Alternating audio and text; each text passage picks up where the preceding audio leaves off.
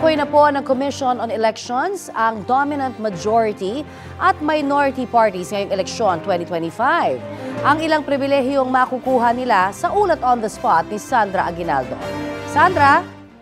Yes, Connie, sa isang resolusyon ng COMELEC, inilabas na ang dominant majority party ay Lakas TMD at ang dominant minority party ay Nationalista Party. Inaabangan ng mga partido ang anunsyong ito dahil ang dominant majority party po ay entitled sa 5th copy ng election returns at 7th copy ng certificates of canvass. Ang dominant minority party naman ay entitled sa ika-6 na kopya ng ER at ika-8 kopya ng COC.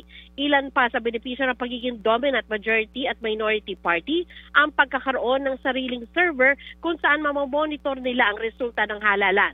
Ayon kay COMELEC Chairman George Erwin Garcia, kapag naman masikip ang espasyo sa canvassing o consolidation center, priority rin ang watchers ng dominant majority party at dominant minority party. Inilabas din po ng COMELEC ang major national parties na nabigyan ng accreditation.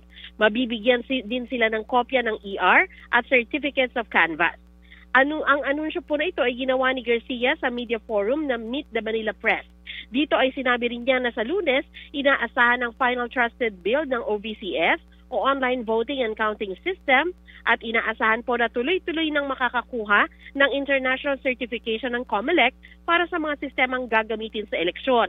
At kasunod na daw yung pagdedeposito sa vault ng Bangko Sentral ng Pilipinas ng mga machine codes bilang pagtiyak na hindi po ito mapapakialaman ni numan. Yan muna ang pinakuling update mula dito sa Maynila. Connie? Maraming salamat, Sandra Aguinaldo.